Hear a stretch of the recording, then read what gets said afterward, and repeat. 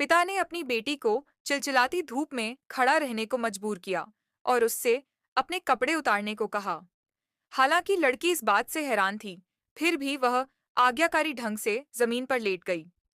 गर्म जमीन से वह घबरा गई और वह चुपचाप किसी चमत्कार के होने का इंतजार कर रही थी, जबकि उसके माता-पिता की आंखें अजीब उम्मीदों से भरी थीं। इस समय चिलचिलाती धूप में लड़की के शरीर से कीमती पानी धीरे-धीरे खत्म हो रहा था। मात्र 2.5 सेकंड में लड़की सूखी हुई त्वचा की थैली में बदल गई। इसके बाद पिता आगे बढ़ा। उसने सावधानीपूर्वक निर्जलित शरीर को लपेटा और उसे अपनी पत्नी को सौंप दिया तथा उसे कहा कि वह चिंता न करे तथा यदि वह पानी का कोई स्रोत ढूंढ ले और थैला उसमें रख दे तो उसकी बेटी का पुनर्जन्म हो जाएगा।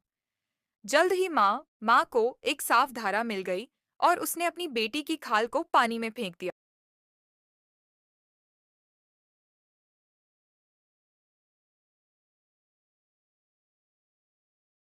पिता ने अपनी बेटी को चिलचिलाती धूप में खड़ा रहने को मजबूर किया और उससे अपने कपड़े उतारने को कहा।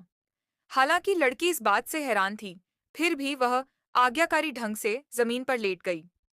गर्म जमीन से वह घबरा गई और वह चुपचाप किसी चमत्कार के होने का इंतजार कर रही थी, जबकि उसके माता-पिता की आंखें अजीब उम्मीदों से भरी थीं। इस समय चिलचिलाती धूप में लड़की के शरीर से कीमती पानी धीरे-धीरे खत्म हो रहा था। मात्र 2.5 सेकंड में लड़की सूखी हुई त्वचा की थैली में बदल गई। इसके बाद पिता आगे बढ़ा। उसने सावधानीपूर्वक निर्जलित शरीर को लपेटा और उसे अपनी पत्नी को सौंप दिया तथा उसे कहा कि वह चिंता न करे तथा यदि वह पानी का कोई स्रोत ढूंढ ले और थैला उसमें रख दे तो उसकी बेटी का पुनर्जन्म हो जाएगा।